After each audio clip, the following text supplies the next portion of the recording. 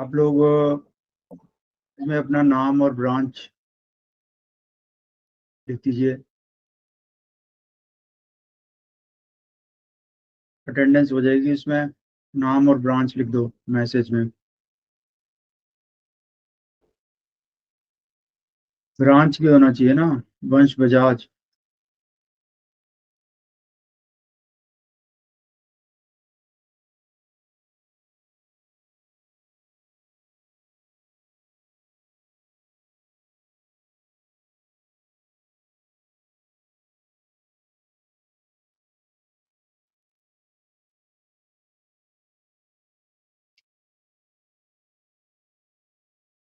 अभी मैं आपको ये स्क्रीन शेयर कर रहा हूँ।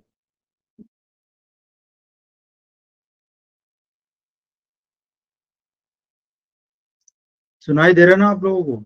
सुनाई दे रहा है?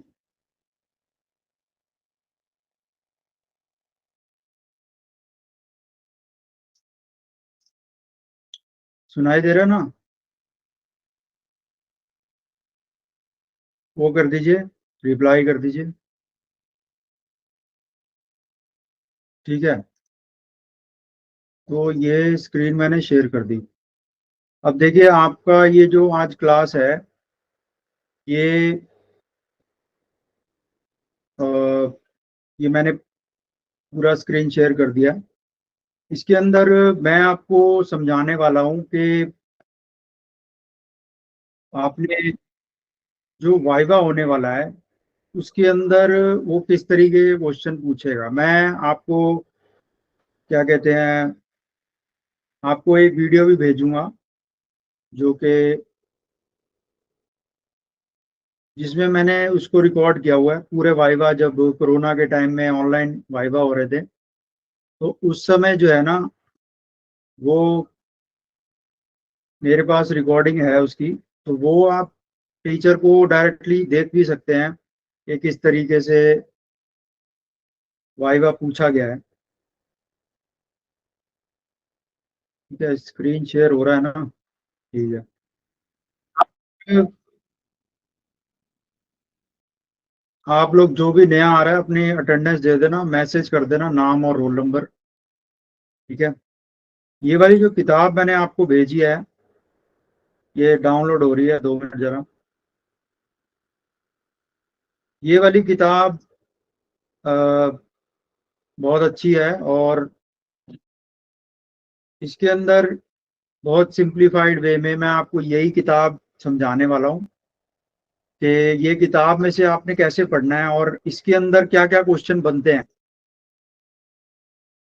देखिए इसके अंदर मैंने 23-24 क्वेश्चन आपको, इसमें 25-26 क्वेश्चन है जो कि इसमें मैंने लिखे हैं।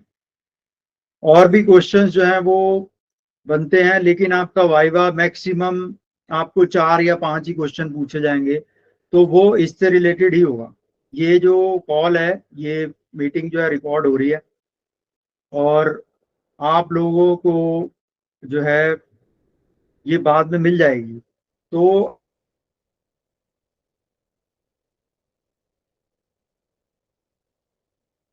आपको जो भी मैं चीज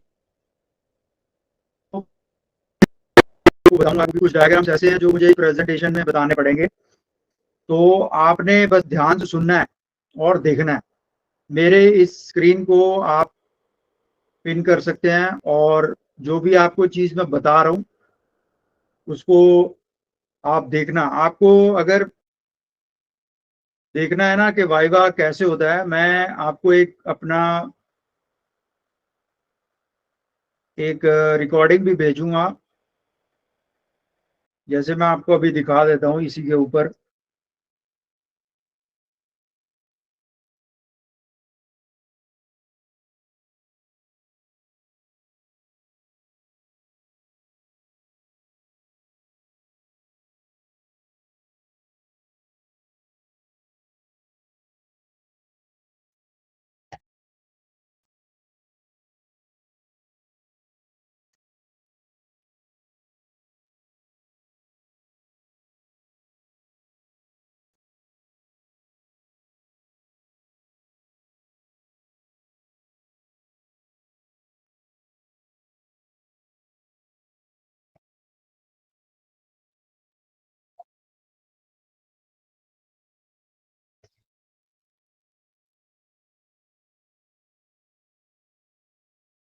तो यहाँ पर आपने ऐसे लिखना है, @Gurjinder.911 लिखेंगे आप, मेरा इस पे चैनल आ जाएगा। इसमें आप यहाँ पे देख सकते हैं, ये मैं एक आपको इंटरव्यू वाला दिखाता हूँ जिसमें वाइवा हमने लिया था।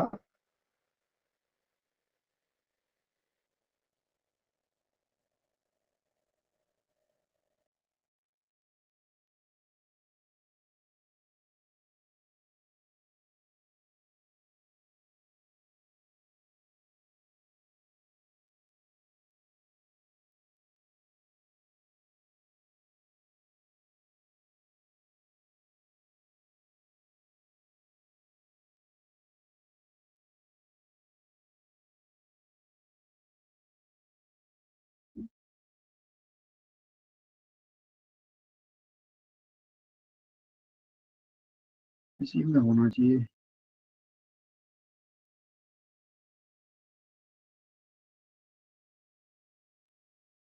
तो खैर भेजूंगा इसमें, हाँ जाए आपको, मैं फोन से भेजूंगा। इसमें कहाँ पर होते हैं,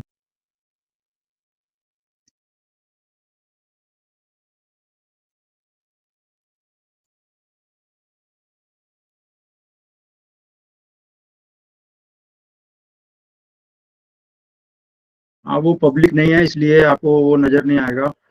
वो मैंने अभी प्राइवेट कर रखा है।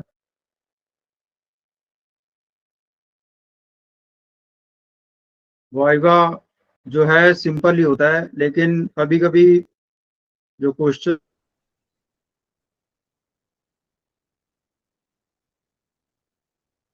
है वो ज़्यादा टफ।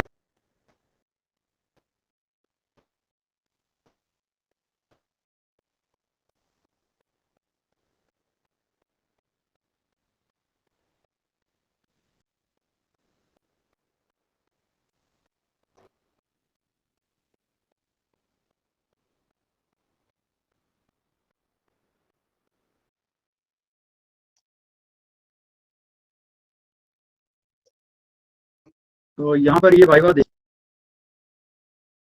ये आप देख रहे हैं, ये सचिन धोल हैं।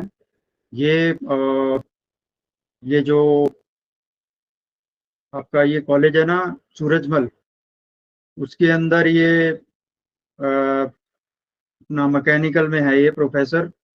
ये दिख रहा है आपको? आपको साउंड सुनाई सुनाई दे रहा है वीडियो का साउंड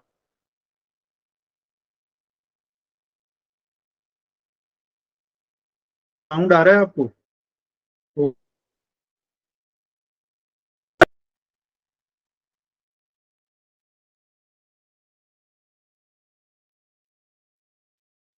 ठीक है, ये वाइवा ऐसे दिया था हमने, देखो ये क्वेश्चन पूछ रहे थे, अगर आपको साउंड सुनाई दे रहा है,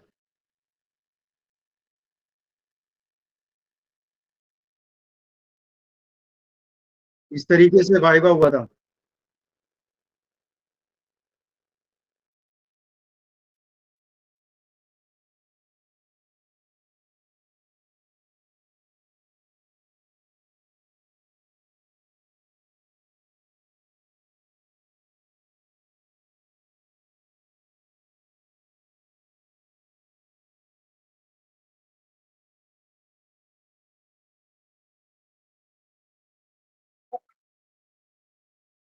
तो यहाँ पर आप ये देख रहे हैं कि जो क्वेश्चंस ये पूछ रहा है, ये 5 या 6 क्वेश्चंस एक पे एक बच्चे से पूछे गए थे।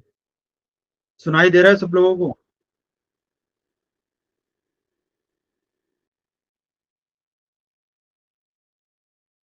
सुनाई दे रहा है ना? ये कर दीजिए।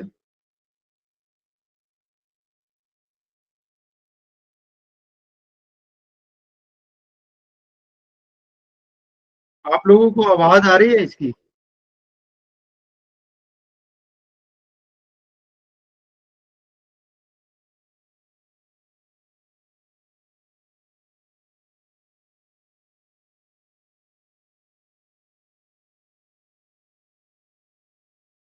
तो ये इस तरीके के जो क्वेश्चंस हैं, इसी में से मैंने जो कुछ क्वेश्चंस निकाले थे उसको मैंने इसमें लिख के पीडीएफ में आपसे शेयर किया था। इसी पीडीएफ को मैं आपको बता रहा हूँ।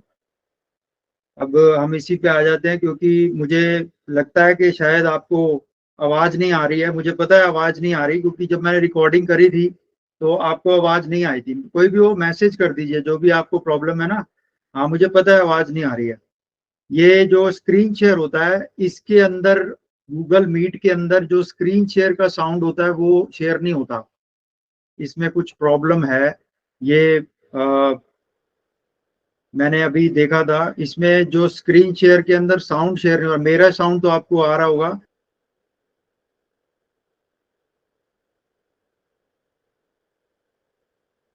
लेकिन जो मेरा साउंड तो आ ही रहा होगा। ठीक है, मेरे साउंड से ही देखिए। आपको मैं ये वो वाला वीडियो भेज दूंगा, तो आपको मिल जाएगा वो वीडियो। अभी आप ये देखिए कि ये क्वेश्चंस कैसे करने हैं, कैसे समझना है इसको आप देखिए। यहाँ पर पहला जो क्वेश्चन है इसको आप देखेंगे।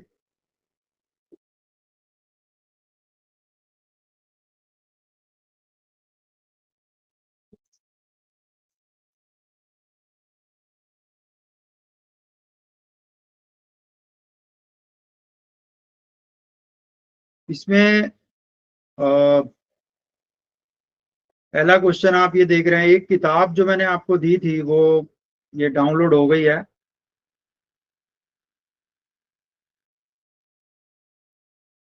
अभी ये थोड़ी सी रहती है शायद।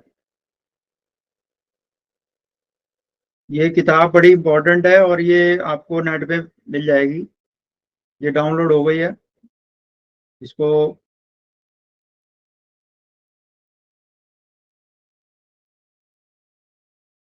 मैं देता हूँ आप।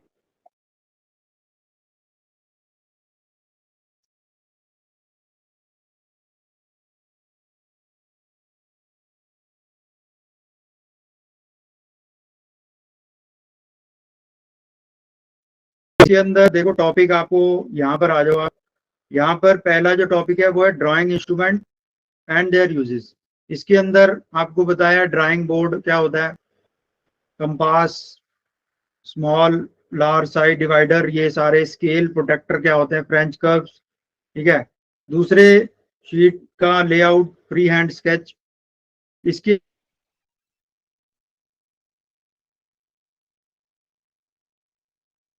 अंदर आ जाता है।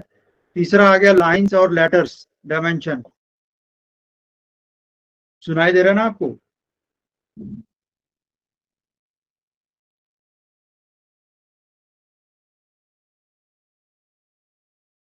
ठीक है। अब यही किताब को अगर आप देखो, इसमें चैप्टर नंबर 3 हो गया, ये हमारा असाइनमेंट नंबर 1 है। फिर उसके बाद स्केल आ गया, असाइनमेंट नंबर 2। उसके बाद आ गया, ये छोड़ दो, इसमें लोकस का डिस्कशन है कि लोकस अपना ये इलिप्स कैसे बनता है, ये सब चीजें, पेंटागन कैसे बनता है, ये सब चीजें इसमें बताई हुई हैं।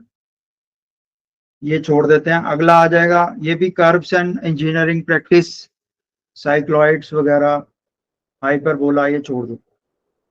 अब आ गया यहाँ पर ऑर्थोग्राफिक प्रोजेक्शन। इसके अंदर आ गया प्रोजेक्शन ऑफ पॉइंट। ये आपने, इसके अंदर समझाया जाता है कि प्लेन कौन कौन से होते हैं, जैसे फर्स्ट एंगल, थर्ड एंगल।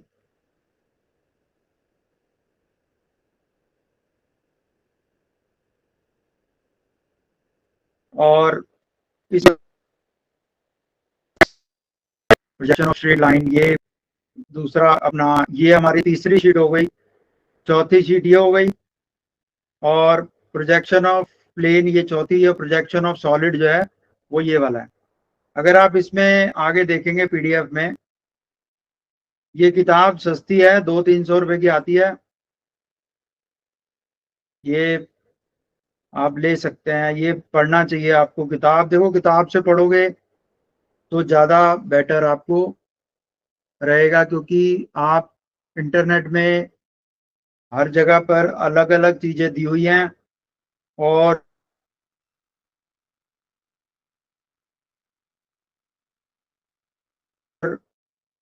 वो सारे कवर हो जाएंगे। तो देखो ये पहला चैप्टर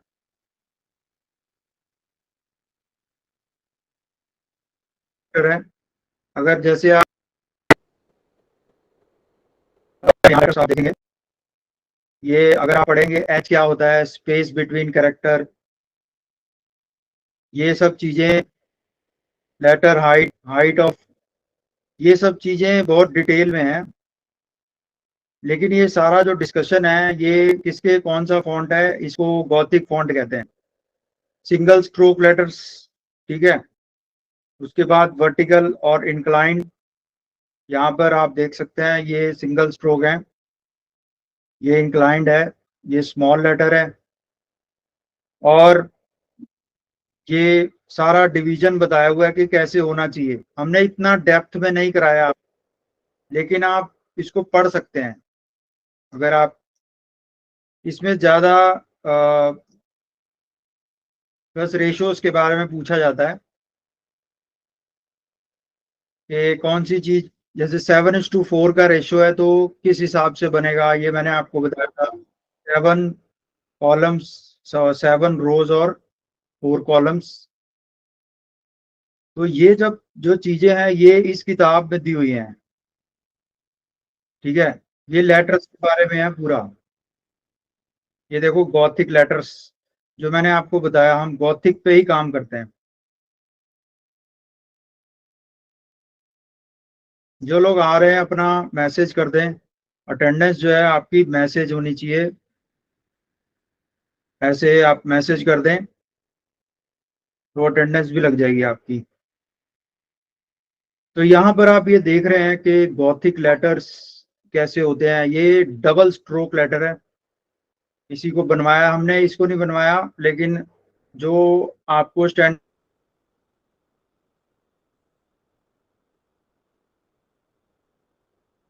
बताया गया है, तो ये फिगर भी बनवाया था, आपको याद होगा फिगर बनवाया था हमने, जिसमें हमने डिस्क्राइब किया था कि सेंटर लाइन कौन सी होती है और डिफरेंट टाइप ऑफ लाइंस जो हैं वो।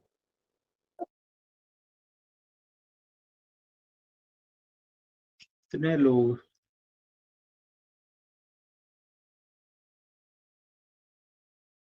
तो ये आपको सब बताया था पहली शीट के अंदर।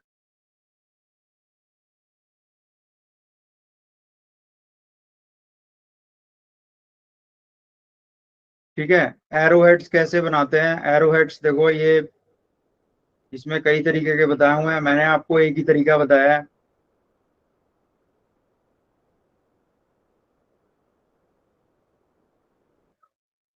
ये एक तरीका होता है लाइन के ऊपर बिठा दो। देखो लाइन के ऊपर बिठाना, सुन रहे हो ना आप लोग, एक बार ही रिएक्शन कर दो, सुन रहे हो सब लोग। देखिए आपके लिए मैं टाइम निकाल के क्लास करवा रहा हूँ, मेरे पास ना, मतलब आज बिल्कुल टाइम नहीं था। तो ये आखिरी क्लास है आपकी, आपका 2-4 दिन बाद पेपर है, और पेपर के अंदर वाइवा के क्वेश्चन होंगे। वाइवा के क्वेश्चन आपको सारे इस किताब में मिलेंगे। आपको ये किताब कैसे पढ़नी है मैं आपके बारे में समझा रहा हूँ। इस किताब के अंदर आपको सब कुछ मिलेगा, लेकिन आपको सब कुछ करना नहीं है। जो शुरू के टॉपिक मैंने आपको बताए हैं बस वही पढ़ने हैं। अगर वो डायमेंशन के बारे में पूछेगा क्वेश्चन, जैसे ये क्वेश्चन, इसके अंदर मैंने कोई डायमेंशन के बारे में कोई क्वेश्चन डाला नहीं है। ठीक है। तो अगर वो पूछेगा डायमेंशन कितने तरीके की होती है, डायमेंशन 2 तरीके से लिखे जाते हैं। एक होती है लाइन के ऊपर, जैसे ये देख रहे हो लाइन के ऊपर ये परपेंडिकुलर रखना चाहिए, ऐसे जैसे ये रखा हुआ है। और एक होती है डायमेंशन लाइन, लाइन के अंदर, लाइन के अंदर देख रहे हो, ये सारा क्या है, ये यूनी डायरेक्शनल है, ये एक ही डायरेक्शन के अंदर है ना। तो 2 तरीके की सिस्टम होता है, एक होता है अलाइन सिस्टम, ये वाला, और ये होता है यूनिडायरेक्शनल। ये लिखा ना यूनिडायरेक्शनल, यानी कि ये 30, 20, 50, 10, 16, 28 ये एक ही डायरेक्शन में है, डाउनवर्ड डायरेक्शन। समझ में आ रहा है?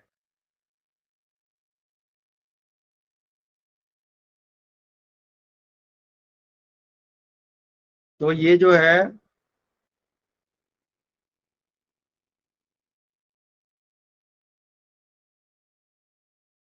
एक ही डायरेक्शन के अंदर होगा तो उसको बोलेंगे यूनिडायरेक्शनल। अब ये लोग आ रहे हैं, इतना सारा निकल गया है, कई लोग छोड़ के चले गए हैं। तो ये जो आप देख रहे हैं ये यूनिडायरेक्शनल होता है। इसमें लाइन के अंदर,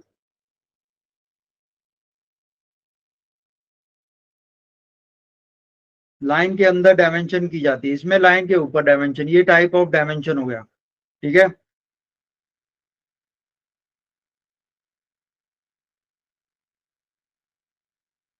यूनिट, अगर वो क्वेश्चन पूछ लेता है कंटिन्यूअस डायमेंशनिंग क्या होती है, तो ये होती है, इसमें एक ही जगह से डायमेंशन लेते हैं और रेफरेंस रहता है, प्रोग्रेसिव पैरेलल डायमेंशनिंग। ये कंटिन्यूअस होती है, 16, 20 ऐसे कंटिन्यूअसली चलता है। तो ये भी पैटर्न डायमेंशंस के अंदर आप पढ़ सकते हैं। यहां से छोटे छोटे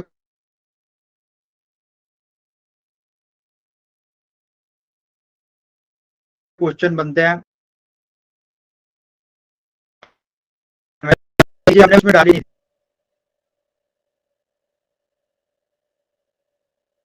थी क्योंकि ये किताब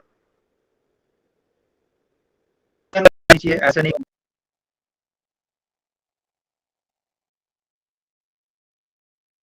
कोई आएगा ना, मैंने बाहर कर देना है बस। ये वाला चैप्टर हो गया आपका डायमेंशंस का, ये पढ़ने वाला चैप्टर है। ठीक है। उसके बाद आ गया स्केल्स। ये स्केल वाला चैप्टर, इसमें आप पढ़ेंगे कि रिड्यूसिंग स्केल क्या होते हैं,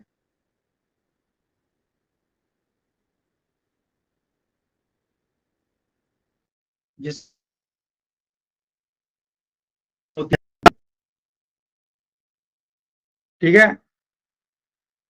रिप्रेजेंटेशन फैक्टर, मैंने आपको ये समझाया हुआ है। ये आप लोग सुन रहे हैं कि नहीं सुन रहे? सुन रहे हैं तो एक बार ओके कर दीजिए। ठीक है ना? तो ये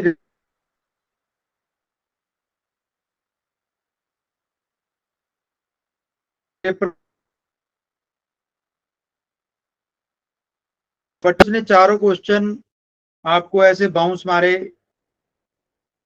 और आपने पढ़े नहीं हुए, तो आप कुछ नहीं कर सकते। 5 क्वेश्चन होंगे और वो किसी भी टॉपिक में से आपको क्वेश्चन पूछ सकता है। मैंने आपको बताया टॉपिक कौन कौन से हैं। अगर आप यहाँ पर इंडेक्स में देखेंगे तो टॉपिक आपको जो पढ़ने हैं वो लेटर्स के पढ़ने हैं, लेटर्स डायमेंशन।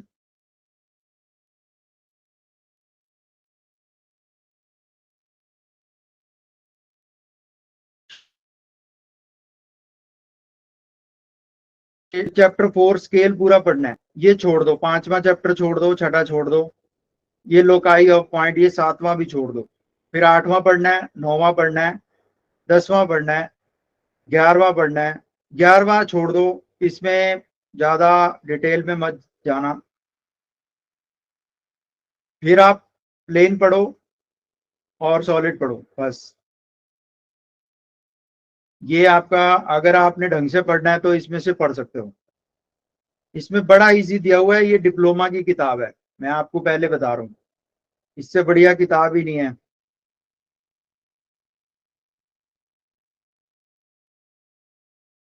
ठीक है। अब मैं आपको बता रहा था कि स्केल में क्या करना है।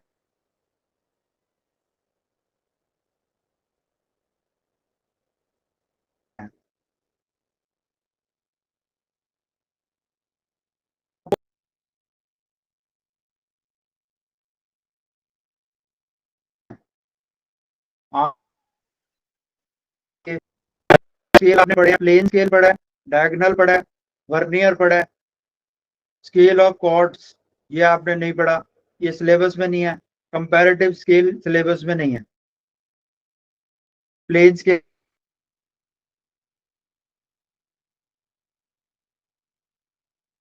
आपने पढ़ा है, सिंपल, ठीक है। तो जो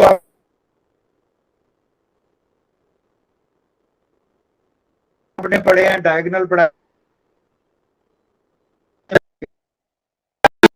ये डायगोनल किस हिसाब से बनाए हुए हैं, देखो यहाँ पर हम 10 डिवीजन करते हैं, अगर ये 4 डिवीजन कर रहा है तो इसको आप सोचेंगे कि ये कैसे, ये किस तरीके से डिवीजन है, प्रिंसिपल पता होना चाहिए। आप यहाँ पे एक भी रख सकते हैं, 4 भी रख सकते हैं। अगर आप ढंग से पढ़ेंगे ना डायगोनल स्केल, ज्यादा डेप्थ में पढ़ेंगे, तो आपको ये पता लगेगा कि हम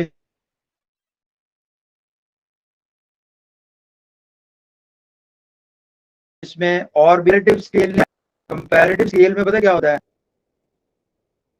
कंपैरेटिव स्केल में ना 2 डायमेंशन इकट्ठी चलती हैं। जैसे ये कंपैरेटिव का क्वेश्चन आपको मैं बताता हूँ, कंपैरेटिव स्केल ये हो गया वर्नियर, देखो ये आगे पीछे जो जाएगा इसको बोलते हैं वर्नियर स्केल, ये लिखा हुआ है। और ये आगे वाला ये बैकवर्ड होगा तो आगे आएगा, अगर फॉरवर्ड होगा तो पीछे जाएगा, उल्टा होता है, ठीक है। अब आपका ये कंपैरेटिव स्केल भी इसमें दिया होगा, वो आपने नहीं करना, ये होता है कंपैरेटिव सर्कुलर वर्नियर। और कंपैरेटिव स्केल में ना 2 डायमेंशन इकट्ठी चलती हैं।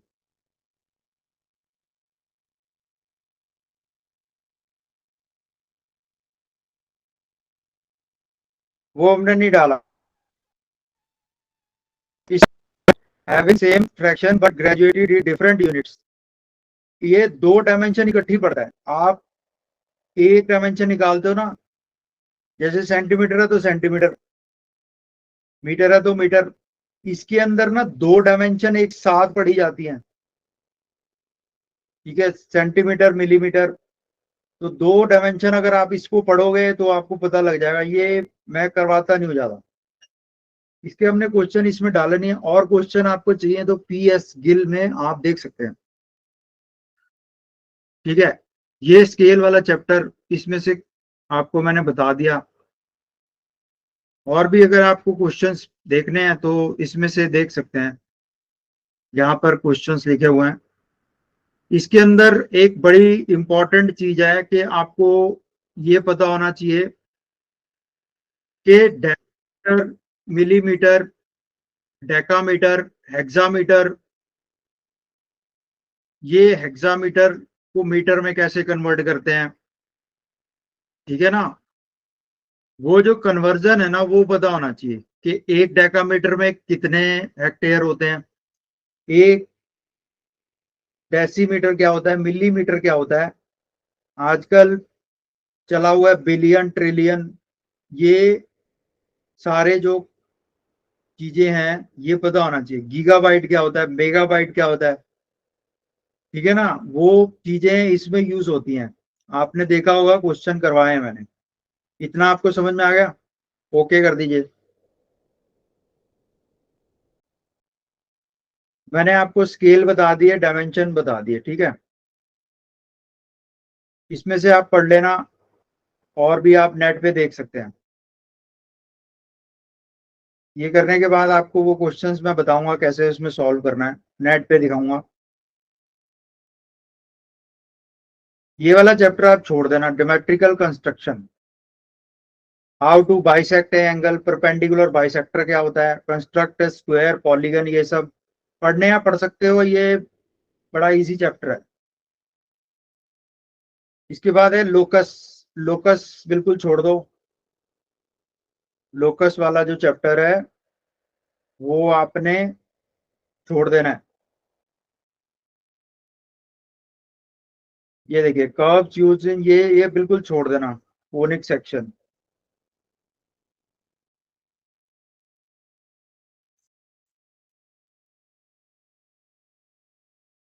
तो यहाँ पर आप ये देख रहे हैं, ये हो गया, ये हमने छोड़ दिया, इलिप्स है, ये आपको अगले सेमेस्टर में करवाएंगे। पैराबोला, हाइपरबोला, इनवॉल्यूट कर्व, ये सब गियर में होते हैं। तो ये लोकस क्यों हमें चाहिए होता है, ये आपको बताया जाएगा। लोकस एक मैथमेटिक्स चीज है, तो ये भी बड़े काम की चीज है जब आप कोई एडवांस कर्वेचर्स को आपने बनाना होता है।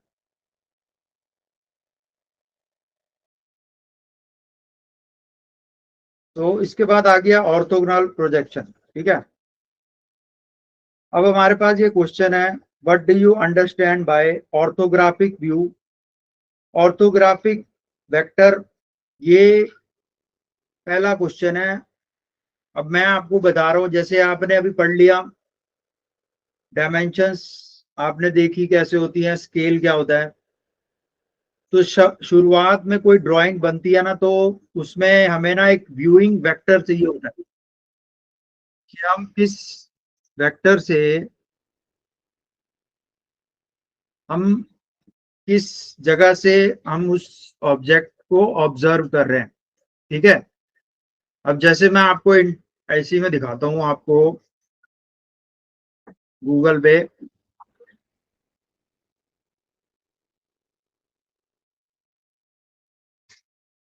तो यहाँ पर आप लिखेंगे ना कि ऑर्थोग्राफिक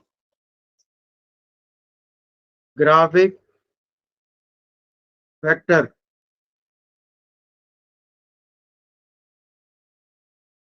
तो यहाँ पर देखिए,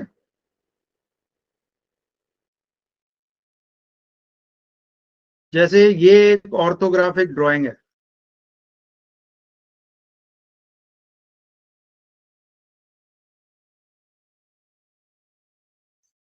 ठीक है, ऑर्थोग्राफिक ड्राइंग में क्या होता है कि तीनों जो व्यू हैं ये ऑर्थोगोनल देख रहे हैं हम, ये हम साइड से देख रहे हैं, सॉरी, अगर ये ऑब्जेक्ट है तो हम ये वाला जो व्यू है आप ये देख रहे हैं, ये इसका फ्रंट व्यू है और ये इसका टॉप व्यू है, और फ्रंट के साथ में बनता है साइड व्यू। तो फ्रंट के साथ में साइड व्यू, ये तीनों जो है हम ऑर्थोगोनली देख, ऑर्थो का मतलब होता है 90 डिग्री, ऑर्थो का मतलब होता है 90 डिग्री। हम किसी ऑब्जेक्ट को यहाँ पर देख रहे हैं, ये व्यू और आइसोमेट्रिक है और ये ऑर्थोगोनल है। ऑर्थोगोनल का मतलब होता है 90, ऑर्थो मतलब 90 डिग्री। तो ऐसे ही ना ये जो सिस्टम है ना, इसको बोलते हैं सिस्टम ऑफ प्रोजेक्शन।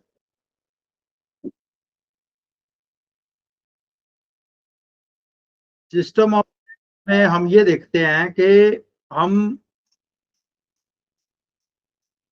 जो व्यू है वो हम किस किस किस व्यू में हम देख सकते हैं एक ऑब्जेक्ट को, ऐसे लिखेंगे इंजीनियरिंग ड्राइंग।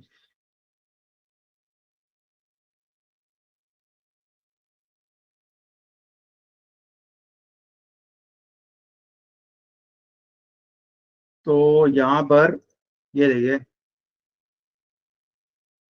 ये इसने बताया। अब यहाँ पर ये वाले वेबसाइट पे देखिए, यहाँ पर बताया कि प्रोजेक्शन के हमारे पास तीन तरीके हैं, एक है ऑर्थो, दूसरा ऑब्लिक है, तीसरा है परस्पेक्टिव। ठीक है, ऑर्थो के अंदर जो अभी हम ऑर्थो देख रहे हैं, ये ऑर्थो हमने देखा, ऑर्थो जो प्रोजेक्शन है वो 90 डिग्री होती है। ठीक है, 90 डिग्री है। अब ऑर्थो के अंदर अगर आप जाएंगे तो इसमें दो और कैटेगरी होती हैं।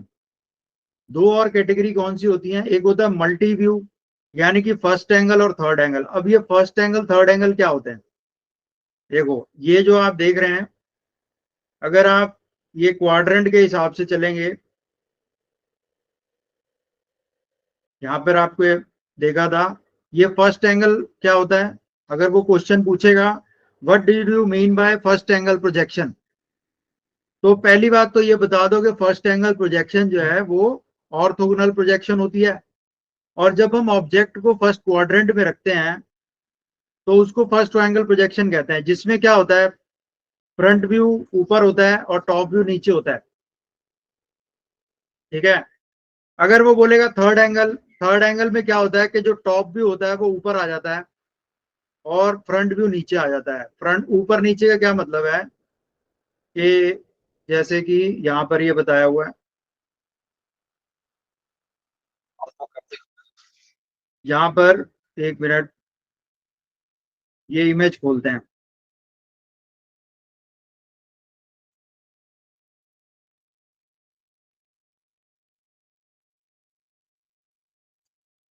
देखिए, अगर किसी ऑब्जेक्ट का, अगर यहाँ पर आप देख रहे हैं ये फ्रंट सामने है और टॉप नीचे है, तो जब ये पैनल खुलता है तो फ्रंट ऊपर रहता है और टॉप नीचे रहता है, तो इसको बोलेंगे फर्स्ट एंगल प्रोजेक्शन, जब फ्रंट ऊपर होगा टॉप नीचे। अगर मैं थर्ड की बात करूं, थर्ड एंगल में यहाँ पर ऑब्जेक्ट थर्ड क्वाड्रेंट में होता है, इसमें टॉप ऊपर होता है फ्रंट नीचे होता है। टॉप ऊपर तो थर्ड एंगल, टॉप ऊपर तो थर्ड एंगल, ये टॉप ऊपर बन गया तो थर्ड एंगल है, टॉप नीचे बन गया तो फर्स्ट एंगल है। ये दोनों ज्यादा इस्तेमाल होते हैं। ठीक है। अगर आप इन दोनों क्वाड्रेंट में रखते हो, इन दोनों, ये क्वेश्चन बड़े इंपॉर्टेंट है। पहला क्वेश्चन जो आपका इसके अंदर मैंने पूछा है, what do you understand bye orthographic view, orthographic vector, तो ये मैंने आपको बता दिया कि ऑर्थोग्राफिक व्यू जो होता है वो 90 डिग्री होता है, और उसके अंदर अगर आप चेंजेस कर रहे हैं, उसके अंदर या तो फर्स्ट में होगा या थर्ड में होगा। जैसे हम अलग अलग क्वाड्रेंट्स में लेते हैं, ये सारे ही ऑर्थोग्राफिक व्यू हैं, ये first angle, second angle, third angle, fourth angle. अब ऑर्थो वेक्टर कौन सा हो गया, ये जो वेक्टर है 1 2 3 4, ये यूइंग वेक्टर जो है ये ऑर्थोगोनल हैं, इसलिए ऑर्थोग्राफिक वेक्टर ये है। ठीक है। अब क्या होता है कि जैसे कि ये सिंबल है, ये सिंबल भी कई बार पूछा जाता है कि फर्स्ट एंगल का जो सिंबल होता है वो क्या होता है। यहां पर आप देखेंगे, अगर फ्रंट व्यू, देखो फर्स्ट एंगल में फ्रंट व्यू ऊपर होता है, टॉप व्यू नीचे होता है, और राइट साइड व्यू जो होता है, यानी कि मेरा राइट ये वाला है, राइट साइड व्यू ना लेफ्ट में बनता है। इतना आपको समझ में आ रहा है, इतना आपको समझ में आ रहा है जितना मैंने बता रहा हूं आपको। काफी बच्चे यहाँ पे मीटिंग छोड़ के चले गए। ठीक है। मेरे पास जो तरीका है मैं उसी तरीके से समझा रहा हूँ। ठीक है। ये सब चीजें आपको मैं इसी पे करा सकता हूँ। अगर आप सोचिए कि मैं बोर्ड पे ये चीजें आपको, ये मैं बना बार बार बना नहीं सकता, ये सब चीजें आपको जो है ना ये,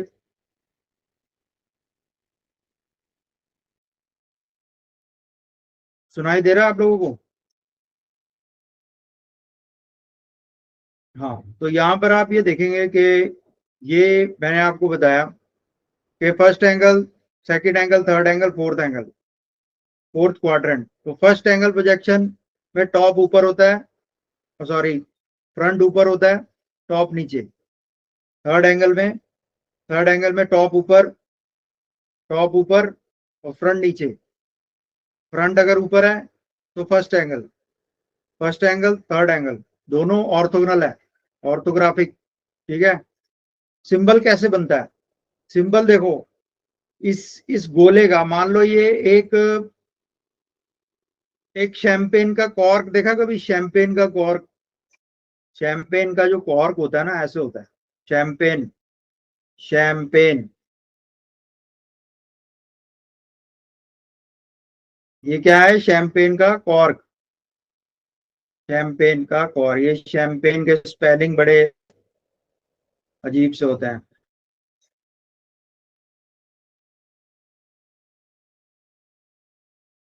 ये कुछ और ही खुल गया।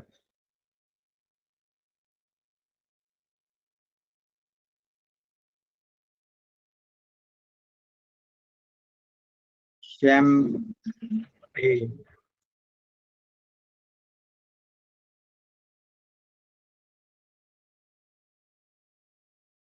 शैम्पेन के स्पेलिंग बड़े अजीब से होते हैं। तो ये टेपर्ड कॉर्क होता है शैम्पेन का ना, ये शैम्पेन की जो बोतल होती है ना, इसका ये कॉर्क ऐसे होता है। तो ये समझ लीजिए ये शैम्पेन का कॉर्क है, सिंबल ऑफ फर्स्ट एंगल। अगर आप राइट साइड से देखोगे, यहां पर मैं इस ब्लॉक को राइट से देखूंगा, व्यू बनेगा लेफ्ट पे। इसमें क्या लिखा है, लेफ्ट में लिखा है राइट साइड व्यू। जब लेफ्ट से देखकर राइट में बन रहा है, राइट से देखकर लेफ्ट में बन रहा है, तो ये राइट से देखा लेफ्ट में बन रहा है, तो ये बनता है। अगर मैं इसको उल्टा कर दूं, यानी कि लेफ्ट से देखकर राइट में बना दूं, तो वो थर्ड एंगल प्रोजेक्शन का सिंबल हो जाता है। जब हम फर्स्ट एंगल प्रोजेक्शन में, आपको ये तो देख लिया आपने कि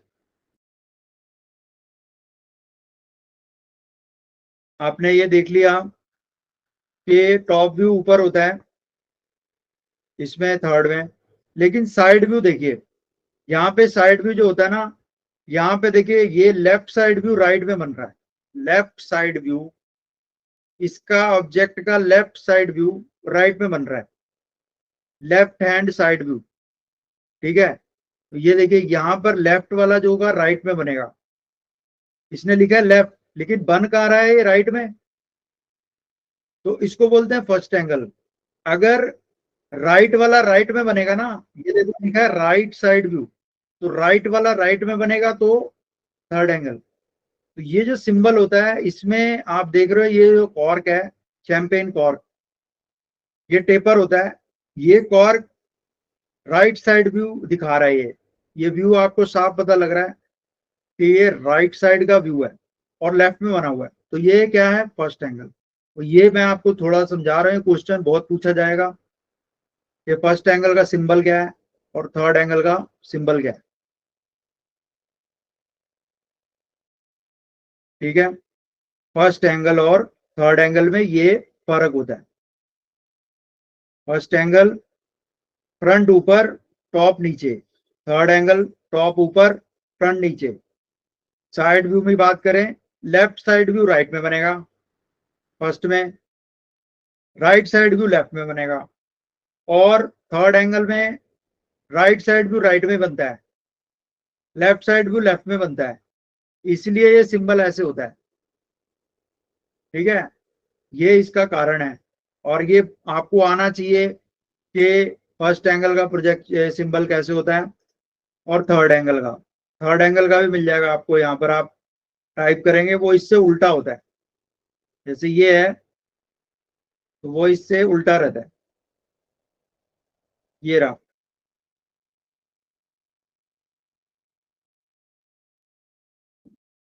यहाँ आप देखेंगे, अगर आपको दिख रहा हो, फर्स्ट एंगल प्रोजेक्शन, इसमें राइट साइड व्यू लेफ्ट में बना हुआ है, राइट साइड व्यू लेफ्ट में बना हुआ है। इसमें क्या बना हुआ है, राइट साइड व्यू राइट में बना हुआ है, राइट साइड व्यू राइट में बना हुआ है। तो ये फर्क होता है। ये टाइटल बॉक्स में ये सिंबल हम बनवाते हैं। ठीक है, इतना समझ में आ गया आप लोगों को? ओके कर दीजिए।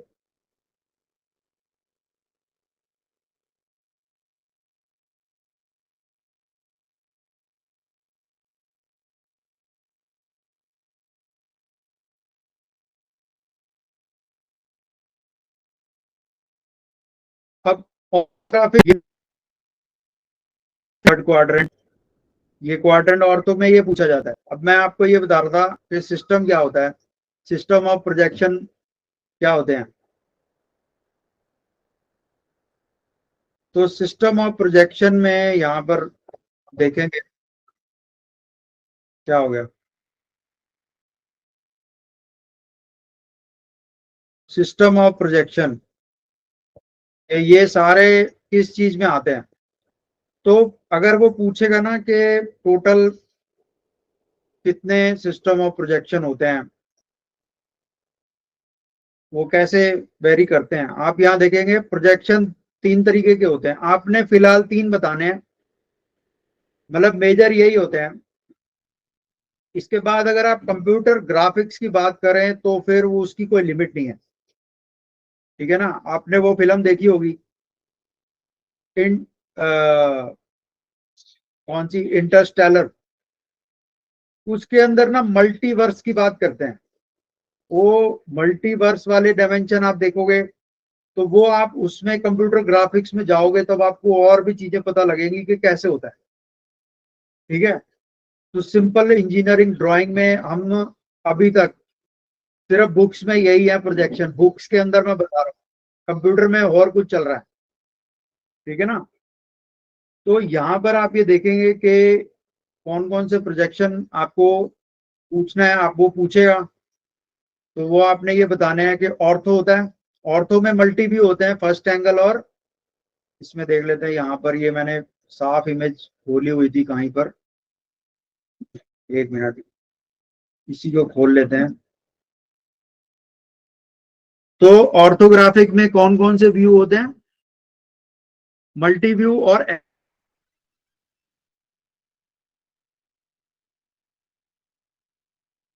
एक्सोनोमेट्रिक, ये याद,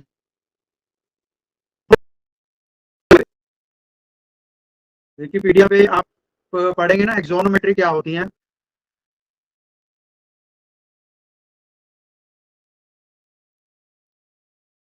एक्सोनोमेट्रिक प्रोजेक्शन आप यहाँ पे क्लिक करेंगे तो आपको ये पूरा बताएगा कि कौन कौन सी होती है। ये इमेज में आपको थोड़ा सा समझा सकता हूँ कि इधर आप ये देख रहे हैं, एक मिनट, ये देखो, इसको मैं समझा रहा हूँ। ऑर्थोग्राफिक में हो गए मल्टी व्यू और फर्स्ट एंगल और थर्ड एंगल, ठीक है। एक्सोनोमेट्रिक भी ऑर्थो में आती है, ऑर्थो में ही आती है एक्सोनो। एक्सोनो के अंदर तीन हो गए, आइसो, डायमेट्रिक और ट्राइमेट्रिक। फिर जो एंसेंट प्रोग्राम थे, एंसेंट चीजें, वो थे ऑब्लिक व्यू और पर्सपेक्टिव व्यू। सबसे तगड़ा जो है ये पर्सपेक्टिव है, on the paper. On the paper ये सबसे टेढ़ा काम होता है, ठीक है। ये सारे आसान है लेकिन ये थोड़ा सा टेढ़ा है, थोड़ा सा टेढ़ा है। अगर आप अच्छी खासी इस पे प्रैक्टिस है तो ये थोड़ा सा टेढ़ा है, लेकिन ये कमाल के व्यू निकालता है, ये वाला जो सिस्टम है पर्सपेक्टिव, ठीक है। आप इस चीज को ऐसे भी पढ़ सकते हैं, प्रोजेक्शन दो तरीके की होती है, पैरेलल, पर्सपेक्टिव, ठीक है। वो पैरेलल में दो चीजें होती हैं, ऑर्थोग्राफिक, एक्सोनोमेट्रिक और मल्टी व्यू। मल्टी व्यू में हो गया first angle, third angle, top, bottom. आपको 6 व्यू बताए थे, एक ऑब्जेक्ट के 6 व्यू होते हैं, ठीक है ना। तो वो ऐसे भी लिख सकता है या फिर ऐसे भी लिख सकता है कि फर्स्ट एंगल और third angle, axonometric, iso, dimetric, trimetric, ठीक है। ऑब्लिक में कैबिलियर, कैबिनेट और मिलिट्री। ये तीनों जो चीजें है ना, ये बस आपको इंट्रोडक्शन बतानी चाहिए, ज्यादा डिटेल में नहीं जाना। ऑब्लिक पुराना मेथड है, 80s का मेथड है, ऑब्सलीट हो गया। पर्सपेक्टिव, अब यहाँ पर एक मैंने चीज आपको दिखाई है, ये देखिए, यहाँ पर ऑर्थोग्राफिक में मल्टी व्यू में आ गया फर्स्ट एंगल, फ्रंट साइड और टॉप व्यू, ठीक है। थर्ड एंगल और प्लान एनिमेशन। तो इसमें टॉप व्यू, 3 व्यू तो चाहिए ही चाहिए मल्टी व्यू में। एक्सोनोमेट्रिक में एक ही व्यू से काम चल जाता है, ये 3D व्यू होते हैं, और जैसे डिपेंड करता है कि वेक्टर कौन सा ले रहे हैं। अगर आपका आइसो वेक्टर है तो एक्स वाई जेड के बीच में सेम एंगल होगा। मेरी बात समझ रहे हैं? आइसोमेट्रिक का मतलब होता है कि जो प्रोजेक्शन वेक्टर है ना, उसके बीच में एंगल सेम है तीनों के अंदर। डायमेट्रिक में क्या होता है, डायमेट्रिक में दो एंगल सेम होते हैं, दो एंगल बिटवीन द एक्सिस, दो एंगल सेम होते हैं, और इसमें 120 का एंगल रहता है। इसके अंदर दो एंगल सेम करने हैं, वो आप कुछ भी रख सकते हो। इसमें तीनों एंगल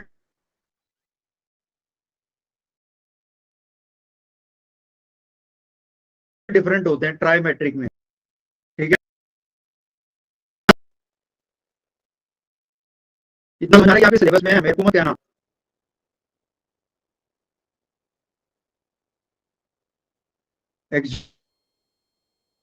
से पूछ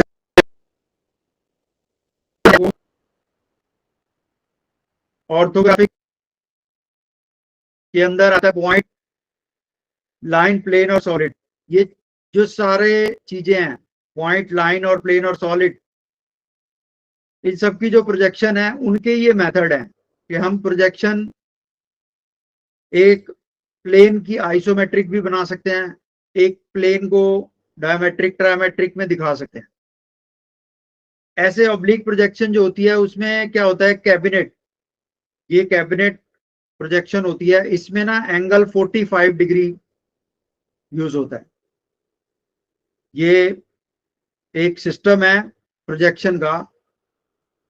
कैविलियर में हम रेशियो डबल कर देते हैं, लेंथ को बढ़ा देते हैं, इसमें लेंथ हाफ कर देते हैं, इसमें हम फुल लेंथ लेते हैं।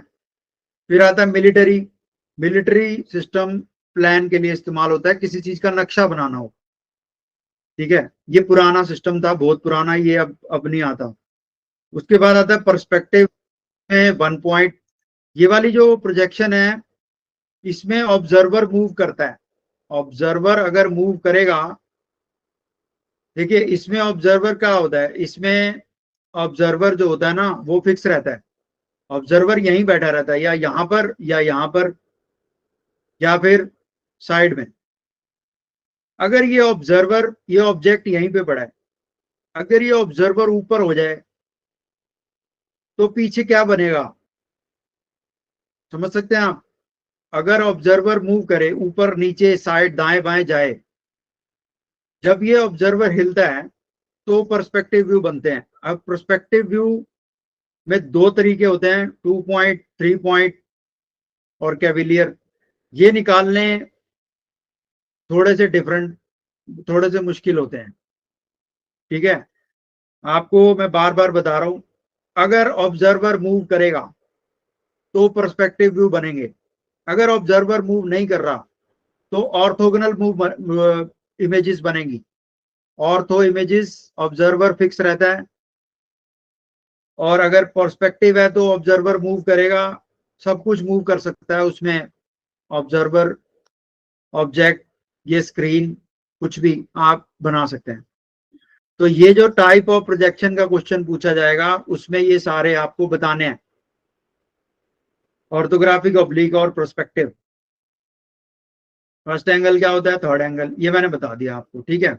ये सब मैं वाइवा के पॉइंट ऑफ व्यू से बता रहा हूँ, वाइवा के पॉइंट ऑफ व्यू से। इसमें कोई थ्योरी नहीं है, ऐसा कोई असाइनमेंट नहीं है, लेकिन ये वाइवा के क्वेश्चंस इसमें से बनते हैं।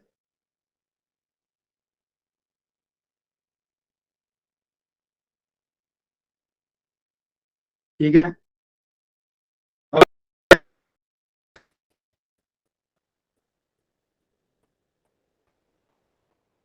यहाँ पर इस क्वेश्चन देखिए, बड़ी अंडरस्टैंड बाय ऑर्थोग्राफिक, ये आपको मैंने ढंग से समझा दिया। Defined vertical plane, horizontal plane, profile plane, ये आप लोग जानते हैं,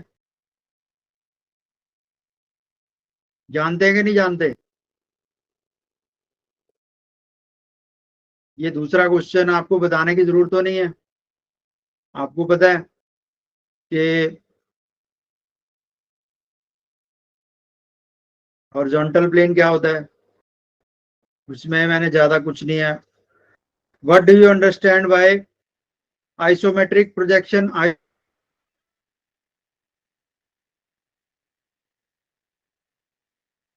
आइसोमेट्रिक वेक्टर डिफाइंड, ये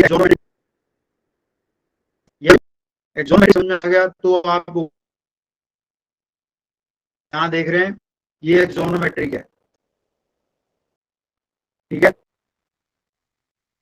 ये एक्सोनोमेट्रिक है, ठीक है, ये मैंने आपको बता दिया। एक्सोनोमेट्रिक में क्या क्या आता है, आइसोमेट्रिक, डायमेट्रिक और ट्रायमेट्रिक, ठीक है। ये आ गया आपको। दूसरा क्वेश्चन, तीसरा solve, what do you understand bye engineering graphics. ये तो आपको पता ही है कि क्या इसका पर्पस है अभी तक, इसका फ्यूचर एस्पेक्ट भी आपको समझा दिया। इसके बिना कुछ नहीं हो सकता दुनिया में। अगर कोई चीज आपको इमेजिन करनी नहीं आएगी तो आप उसको डेवलप नहीं कर सकते। अगर आप उसको सोच नहीं सकते तो वो बनेगी भी नहीं, ठीक है। इतना समझ में आ रहा है आपको। क्वेश्चन नंबर 4 समझ में आ गया, 4 तक आ गया आपको, ओके कर दो। अगर आपको 4 क्वेश्चन समझ में आ गए तो ओके कर दो। ये बड़ा इंपॉर्टेंट टॉपिक है, axonometric first angle, third angle, ये वाला, ये जो मैंने आपको बताया है। अब यहाँ पर अगला क्वेश्चन है, what do you understand bye scales? Diagonal scale defined it's need. Diagonal scale की नीड क्यों होती है? जब हमें रिजोल्यूशन बढ़ाना होता है, समझ रहे हो? जब हमें कोई डायमेंशन बनानी है 2.56, इस तरीके की डायमेंशन जो है, जो जिसमें दो डेसिमल के 2 पॉइंट तक हमें उसमें रेजोल्यूशन चाहिए, तो हम यूज करते हैं। समझाया होगा आपको। एक्सोनोमेट्रिक अब रिपीट नहीं होगी। एक्सोनोमेट्रिक मैंने आपको पूरा समझाया है कि एक्सोनोमेट्रिक क्या होती है। एक्सोनोमेट्रिक आपकी प्रोजेक्शन है, और एक्सोनोमेट्रिक में 3 चीजें आती हैं। आइसोमेट्रिक, आइसोमेट्रिक में तीनों एक्सिस के बीच में एंगल सेम रहता है। डायमेट्रिक में आपका जो दो एंगल सेम होते हैं, एक्सिस के बीच में दो एंगल सेम होते हैं, यहाँ दो एंगल सेम है, इन दोनों एक्सिस के बीच में एंगल सेम है। और ट्राइमेट्रिक में तीनों एक्सिस के बीच में डिफरेंट एंगल होते हैं, ये फर्क होता है। ठीक है।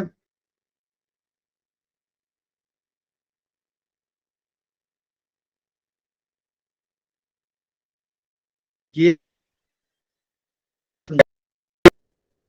समझ आ गया आपको? एक्सोनोमेट्रिक पूछेगा तो give a brief description of comparative scale and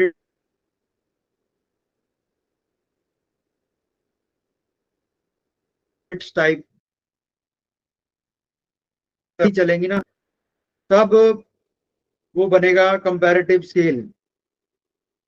ये मैंने अभी आपको इसमें पढ़ाया है, समझ आ गया था? कंपैरेटिव स्केल अभी कराया था ना।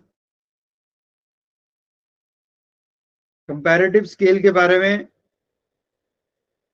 आपको पढ़ना हो तो आप नेट पे भी पढ़ सकते हैं। इसमें ये होता है कि दो डायमेंशन इकट्ठी, आप 10 किलोमीटर मेजर कर रहे हो, साथ में 10 किलो मेजर होगा, मतलब कि दो डिफरेंट यूनिट्स इकट्ठी जब कंपेयर होती हैं तब बनता है कंपैरेटिव स्केल। ठीक है, समझ में आ गया? ओके कर दो।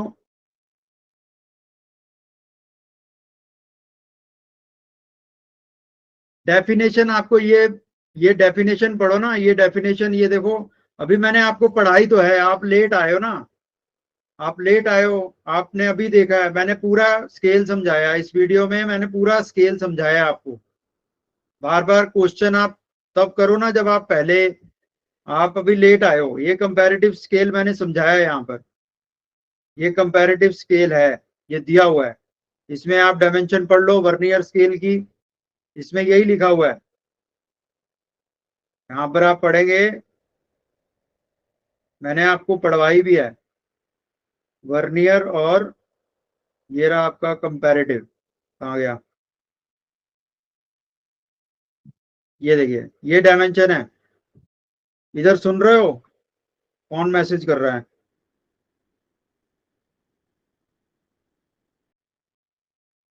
ये देखो यहाँ लिखा हुआ है, ये देखो, scale having same representation factor but read different units are called comparative scale. दो यूनिट ही अलग अलग बनाएगा, मतलब सेंटीमीटर के साथ किलोग्राम, दो अलग अलग यूनिट चलती हैं उसके अंदर। आप यहाँ पर पढ़ोगे 52 सेंटीमीटर, तो वो 52 तो 15 किलोग्राम के बराबर होगा। दो दो कंपेयर होता है उसमें, कंपैरेटिव स्केल। इसका क्वेश्चन देख लेना, इजी होता है ये। बस इसमें दो स्केल इकट्ठे, आपको RF एक होता है लेकिन स्केल दो चलते हैं इसमें। ये आपके वैसे सिलेबस में नहीं है, लेकिन वाइवा में पूछ लेता है। ठीक है, अब आगे चलेंगे। आप यहाँ पर देखेंगे, आ, ये हो गया।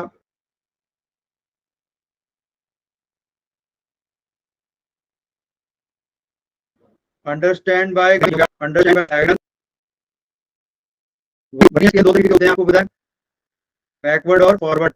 इसमें बुक में दिया हुआ है। लीस्ट काउंट क्या होता है?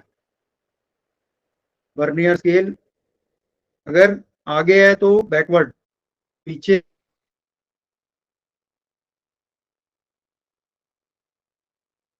है तो फॉरवर्ड।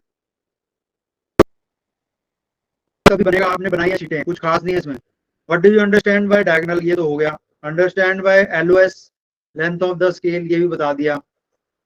कंपैरेटिव स्केल बता दिया। What do you understand by auxiliary plane, ये मैं अभी आपको बता रहा हूं।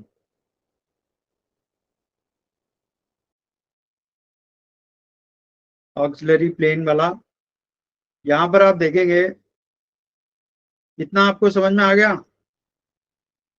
तो ओके कर दीजिए।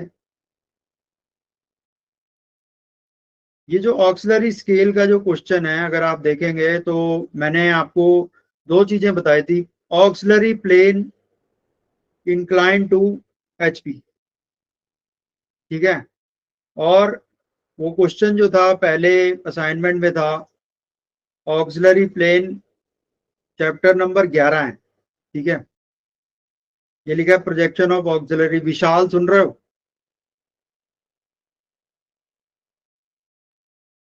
Projection of auxiliary plane. तो यहां पर आप ये को मैंने उसमें आपने ज्यादा डिटेल में नहीं जाना है। ऑक्सिलरी प्लेन जो होते हैं वो ऑक्सिलरी सेक्शन को देखने के लिए इस्तेमाल होते हैं। यहाँ पर जैसे आपको आइडिया है इसका, पहले असाइनमेंट में बताया हुआ है। ये हो गया लाइंस,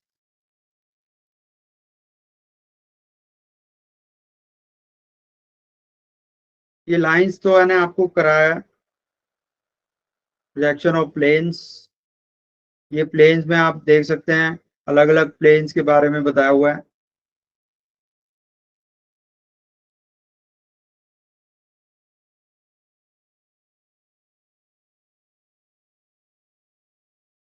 ये प्लेन जो क्वेश्चन आपने किए हैं वैसे ही हैं, सिंगल रोटेशन, डबल रोटेशन। ये प्लेट है, सर्कुलर प्लेट, और ये इंटरसेक्शन ऑब्जेक्ट है। ये एचपी के साथ एंगल पे है। ये किस में पड़ा हुआ है? ये प्रोफाइल प्लेन में पड़ा हुआ है। ये भी क्वेश्चन करवाया है, इस तरीके के क्वेश्चन करवाए हैं डबल एंगल पे। फिर सॉलिड आ जाता है।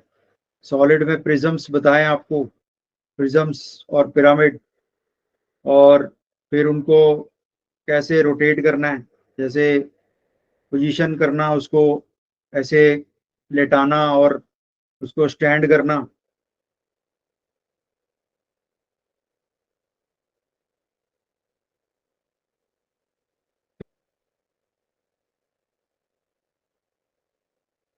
ये ये भी सिंगल है, कैसे हम इसको गिराते हैं आपको बताया हुआ है और आपने बनाए भी हैं, ठीक है। ये ऑब्जेक्ट थोड़े कॉम्प्लेक्स हैं, चीज वही है, single rotation with the VP, single rotation, ठीक है। यहाँ पर single rotation with the HP, object थोड़े कॉम्प्लेक्स है, ठीक है। यहाँ पर ये देखो डबल रोटेशन, ये क्वेश्चन आपने किया है, ठीक है। तो ये क्वेश्चंस इसमें डिस्कस हैं, आप इसमें देख सकते हो।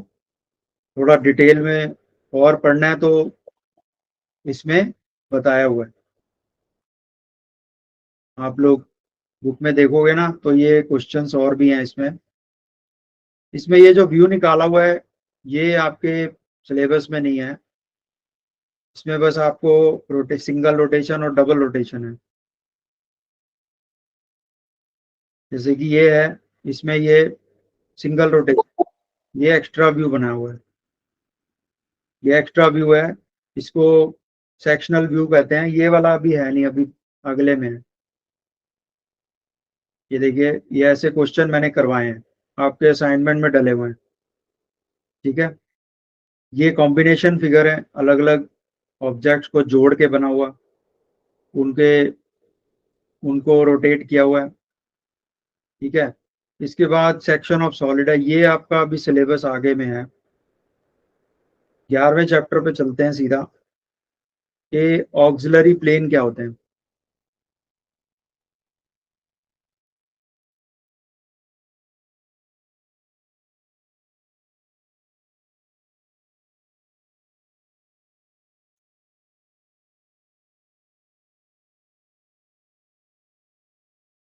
एक मिनट।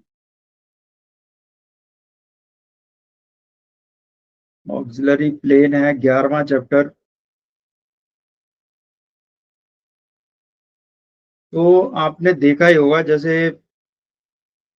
मैंने आपको पहले असाइनमेंट में करवाया था कि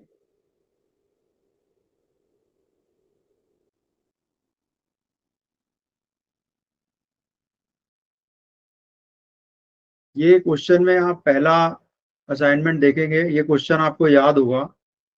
draw the projection of U in auxiliary vertical plane और ऑक्सिलरी हॉरिजॉन्टल प्लेन। इसके बारे में याद है आपको? सुन रहे हो कि नहीं? तो यही जो मैंने आपको वीडियो में एक्सप्लेन किया था वही है ऑक्सिलरी प्लेन। उससे ज्यादा नहीं पढ़ना आपको। ऑक्सिलरी प्लेन ना सॉलिड के अंदर जब आते हैं तो उसमें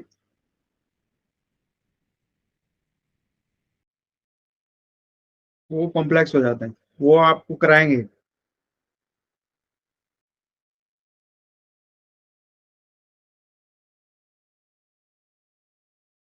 247।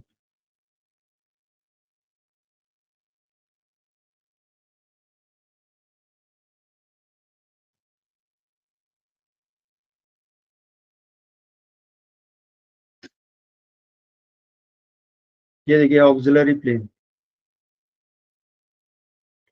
यहाँ पे लिखा है ऑक्सिलरी प्लेन और AVP, auxiliary inclined plane AIP. ठीक है।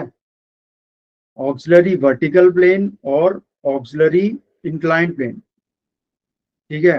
अब यहाँ पर ये जो क्वेश्चन हमने डाला था, ये हमें ऑक्सिलरी वर्टिकल प्लेन के हैं। वर्टिकल प्लेन हॉरिजॉन्टल, ये वर्टिकल है।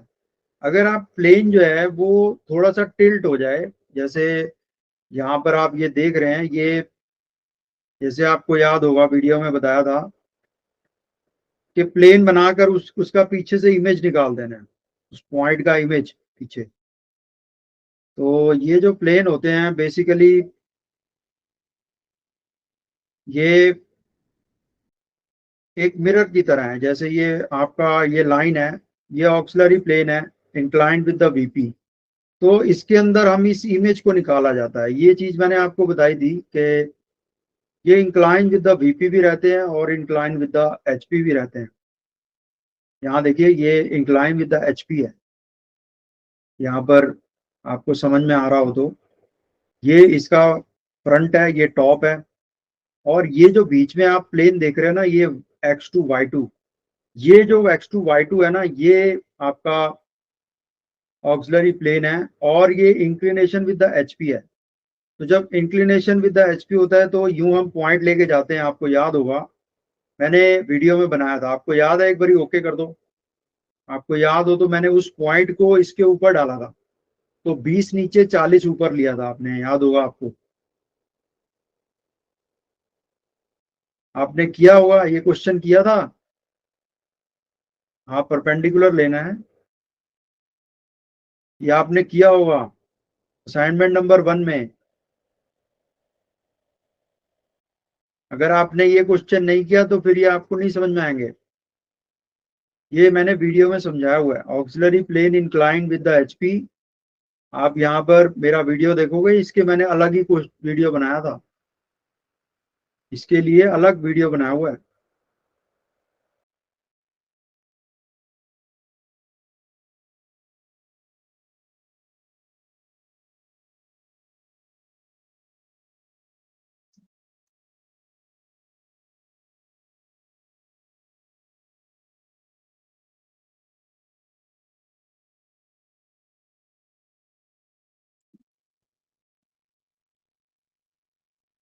तो यहाँ पर आप देखेंगे ना तो आपको मिल जाएगा।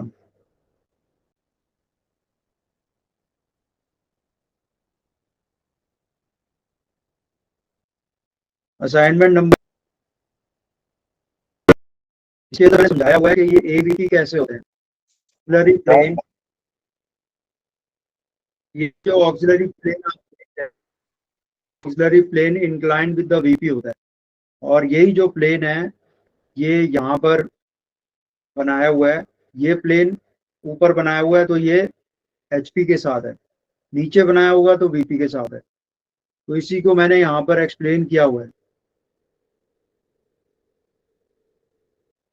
ये जो यहाँ ये अगर ये प्लेन ऊपर बनेगा तो ये एचपी के साथ एंगल होगा, ये नीचे बना हुआ है तो ये वीपी के साथ है, और अगर ये ऊपर बना दोगे तो ये एचपी के साथ है। ये पहले असाइनमेंट में समझाया हुआ पूरा, ठीक है, समझ आ गया।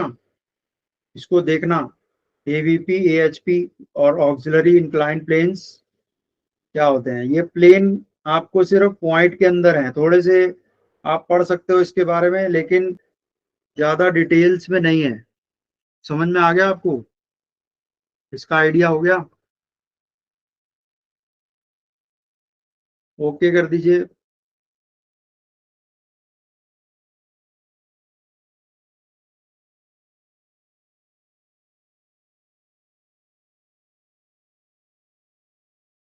कुछ सुन ही नहीं रहा।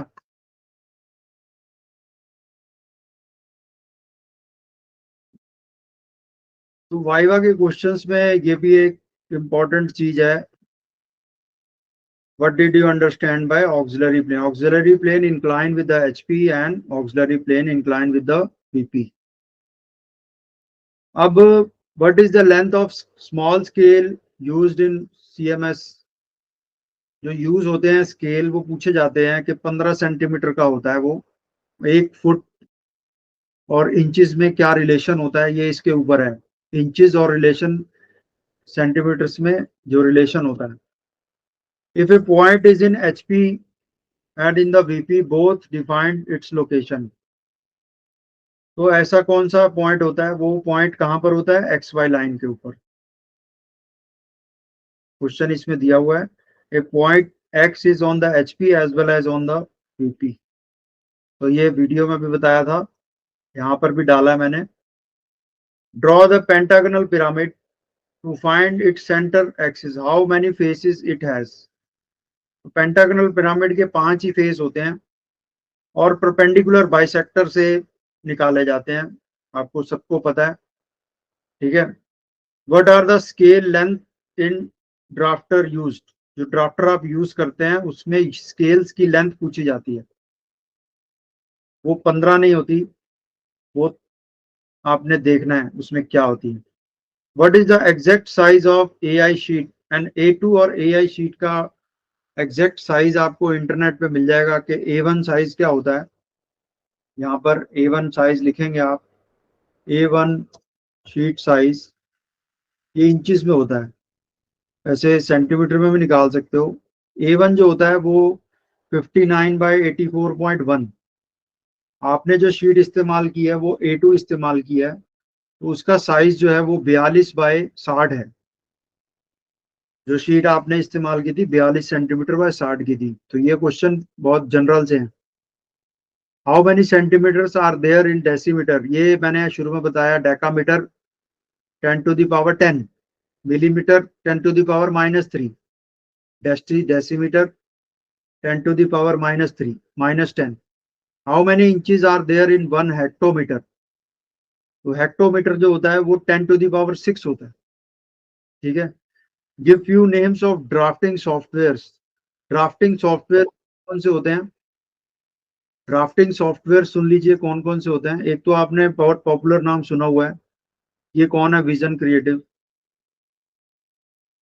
ड्राफ्टिंग सॉफ्टवेयर कौन कौन से होते हैं? आपके पास एक सॉफ्टवेयर है ऑटो कैड, ठीक है।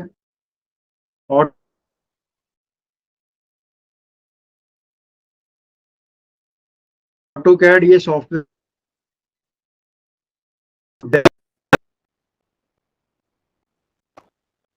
क्या लिखे सर? ये A2 और A1 डायमेंशन एक्यूरेट है विद डेसिमल और वी कैन डायरेक्टली से वैल्यू। हाँ ये बिल्कुल सही है। A2 शीट की वैल्यू आप ये बता दीजिए, गलत नहीं है। वैसे ये इंचेस में होती है, आपको एग्जैक्ट वैल्यू जो होती है ना, ये इंचेस में है, ये अमेरिकन स्टैंडर्ड है। इंच वाला स्टैंडर्ड अमेरिकन होता है, ठीक है। 16 पॉइंट ये इसका एक्चुअल वो होता है। ये आप कोई भी बता दीजिए, सब सही है, वो कोई ऐसी बात नहीं है। सॉफ्टवेयर आता है ऑटो कैड, ठीक है। सुन रहे हैं ना आप लोग? ओके कर दीजिए, सुन रहे हैं तो। सॉफ्टवेयर कौन कौन से होते हैं और इसके अलावा सॉफ्टवेयर कौन कौन से होते हैं ड्राइंग में? सबसे पहला ऑटो कैड, उसके बाद आता है कैटिया। कैटिया नाम का सॉफ्टवेयर है, ये रिवर्स इंजीनियरिंग भी कर लेता है। कैटिया बहुत अच्छा सॉफ्टवेयर है। आप कैटिया सॉफ्टवेयर के अंदर कोई ऑब्जेक्ट 3D स्कैन भी कर सकते हैं। 3D स्कैन करके हम रिवर्स इंजीनियरिंग करते हैं। ये ऑब्जेक्ट्स को ऑटोमेटिकली उनके कर्व्स निकाल लेता है, ऑटोमेटिकली उनकी शेप कंप्यूटर में पूरा डिजाइन, उसकी सारी मैश जो है वो ऑटोमेटिकली निकाल लेगा। ये डिसॉल्ट कंपनी कैटिया बनाती है, काटिया सॉफ्टवेयर। फिर एक सीमेंस का सॉफ्टवेयर आता है, यूनिग्राफिक्स। यूनिग्राफिक्स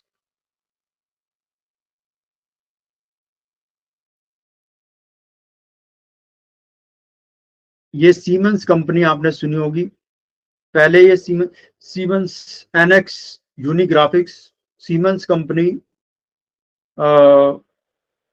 ये मोबाइल बनाती थी। इसी का सॉफ्टवेयर आता है। सुन रहे हो ना आप लोग के नहीं सुन रहे?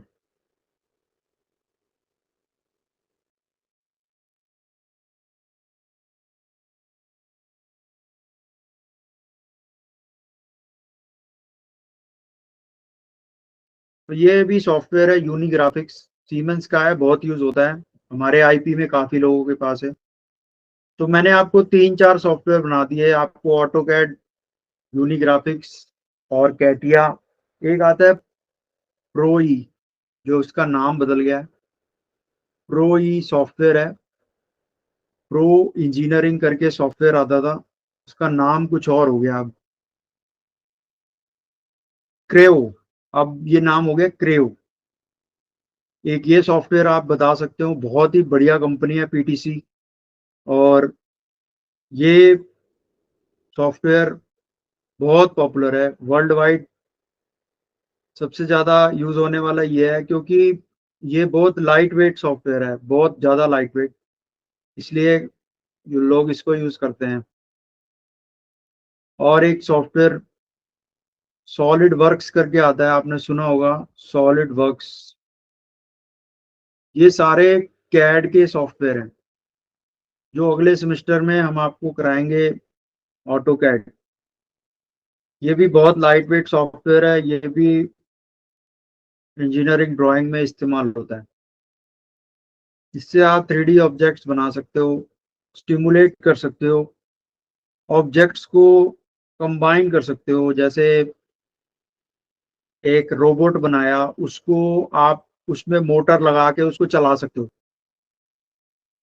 उसमें कौन सी उसकी बाजू किस कर्व में घूमेगी, पूरा सिमुलेशन हो जाता है इसमें। और solid work design, solid works design x, ये बहुत बढ़िया सॉफ्टवेयर है। मेरे पास ये आप डाउनलोड कर सकते हो, टॉरेंट वगैरह से यूज कर सकते हो। तो मैंने आपको सॉफ्टवेयर जो बताए हैं, ऑटोकैड, कैटिया, प्रोई, सीमंस का यूनिग्राफिक्स, तो ये मेन सॉफ्टवेयर है, ठीक है। और क्वेश्चंस देखते हैं आगे क्या है। What do you understand by first angle, third angle projections, ये मैंने आपको समझा दिया। What did you understand by traces, ये मैं अभी बताता हूँ आपको। What could you line what could be line perpendicular to both the plane, ऐसी कोई लाइन एग्जिस्ट नहीं करती जो perpendicular to both the plane. What are the French curves, ये तुम्हें पता ही है। What did you understand bye standards of pencil HB2H, ये भी आपको पता है। Why second and fourth quadrant drawings are avoided, second and fourth quadrant में क्या होता है कि जो ये जो जब हम इसको वो करते हैं, बोलते हैं सेकंड और फोर्थ क्वाड्रेंट में ओवरलैप कर जाते हैं, व्यूज जो है ओवरलैप कर जाते हैं, आपको पता है ना। फर्स्ट और थर्ड में अलग अलग बनते हैं, सेकंड और फोर्थ में व्यू ओवरलैप कर जाते हैं। Top view will overlap with the front view in second quadrant and fourth quadrant. We don't use second quadrant and fourth quadrant because the projections overlap with each other. We can't use that. समझ में आ रहा है? आप लोग सुन भी रहे हो? What is the difference between projections and projector of a line? Projector of a line, आपको प्रोजेक्शन तो पता ही है, प्रोजेक्टर क्या होता है? प्रोजेक्टर ऑफ लाइन, प्रोजेक्टर क्या होता है? जिस जगह से लाइन स्टार्ट होती है, यानी कि उसके स्टार्ट और एंडिंग पॉइंट को प्रोजेक्टर कहते हैं। जो आप यहाँ पे देखिए, जो पॉइंट पॉइंट के जो पॉइंट होते हैं ना, जिसमें ये देखिए ये लिखा है ना प्रोजेक्टर, ये दोनों पॉइंट का जो ट्रेस होता है इसको प्रोजेक्टर कहते हैं। This are the projectors, projector of a line, it is the path traced by the ending point of a line, it is called as projector. Projector, ये ध्यान करना, प्रोजेक्शन नहीं है, प्रोजेक्टर है वो पूछेगा क्वेश्चन आपसे। Define true length and apparent inclination. Apparent inclination आपने देखा होगा, मैंने आपको बताया हुआ है। इंक्लिनेशन ऑफ लाइन, यहाँ पर आप देखिए, ये जो जब लाइन घूमती है, आपको याद होगा कि जो जब लाइन घूमती है तो यहाँ पर जब लाइन पैरेलल रहेगी तो ट्रू इंक्लिनेशन बनेगा। जब लाइन पीछे की तरफ चली जाती है तो एपरेंट इंक्लिनेशन बनता है। ये जो डेल्टा दिख रहा है आपको, ये एपरेंट इंक्लिनेशन होता है, आपको याद होगा। एपरेंट इंक्लिनेशन मैंने बताया हुआ वीडियो में। ट्रू इंक्लिनेशन तब बनता है जब लाइन पैरेलल होती है वीपी के या एचपी के। ट्रू इंक्लिनेशन ये है, ठीक है। तो ये भी मैंने आपको बताया हुआ है, ट्रू इंक्लिनेशन और एपरेंट इंक्लिनेशन।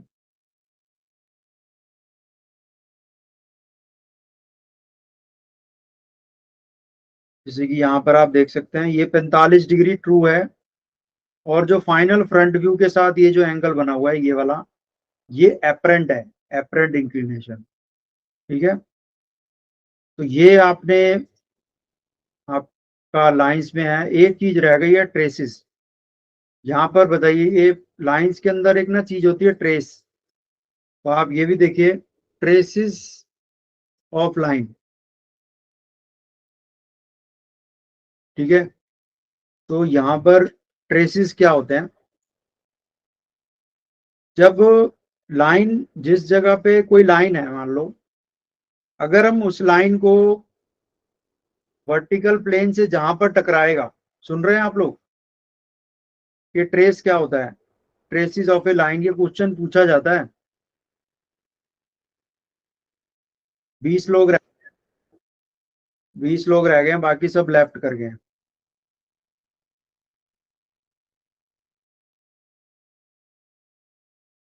तो जब कोई लाइन का एक पॉइंट दूसरे प्लेन में टकराता है ना, तो उस पॉइंट को ट्रेस बोलते हैं। जैसे ये वर्टिकल ट्रेस, इसको नीचे ले जाओगे हॉरिजॉन्टल ट्रेस, तो इसको वीटी एच टी बोला जाता है। इसको आप ऐसे भी देख सकते हो, जैसे open image in new tab,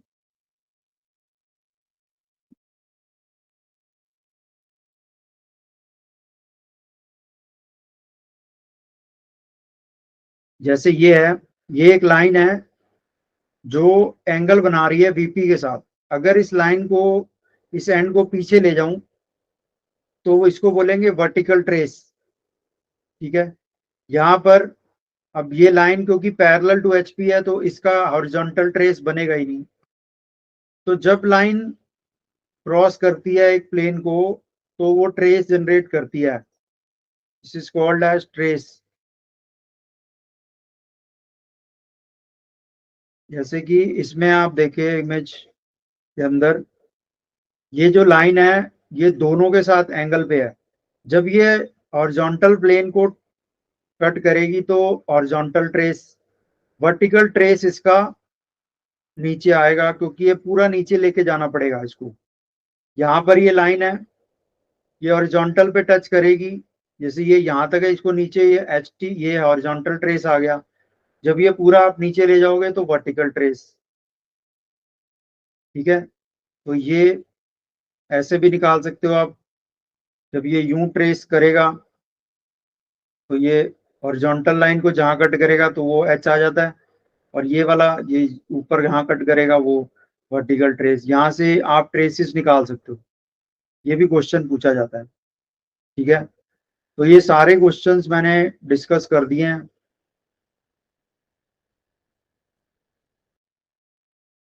ट्रेपजॉइडल method आपके सिलेबस में ही नहीं है, आप वैसे बुक में पढ़ सकते हो।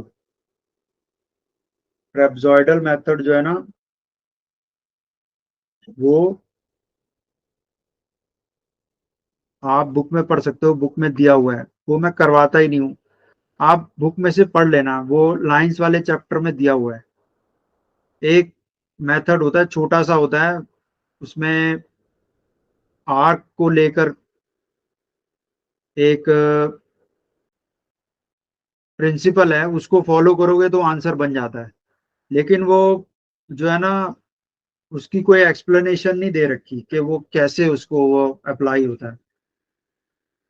ठीक है, तो आप लोगों को समझ में आ गया जितना भी करवाया है।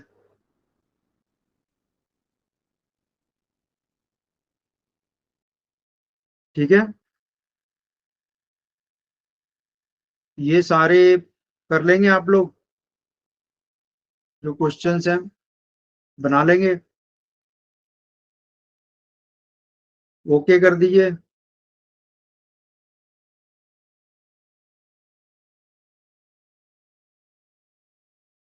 ठीक है, आप लोगों का projection of point, projection of line, projection of plane, projection of solid, इसमें से आएगा। वाइवा के क्वेश्चंस ऐसे पूछे जाएंगे, ऑर्थोग्राफिक, वेक्टर, प्रोजेक्टर, ट्रेस, ऐसे क्वेश्चन जितने भी मैंने डिस्कस किए हैं इसी में से ही पूछा जाएगा, इससे बाहर कुछ नहीं आएगा।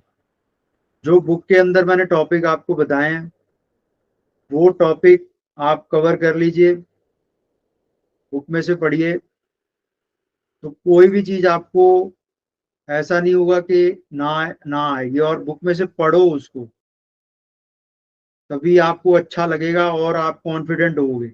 मेरी बातें सुन के आप सब कुछ मैं नहीं बता सकता, बुक में पढ़ना आपके लिए जरूरी है। पीडीएफ भेज दिया है, पढ़ के आना आप लोग, नहीं तो बहुत ज्यादा गड़बड़ हो जाएगी। ठीक है, पढ़ के आइए, और अब आपको हम पेपर में मिलेंगे। ठीक है, अभी मैं ये बंद कर रहा हूँ। ठीक है, ओके कर दीजिए, आ गया तो।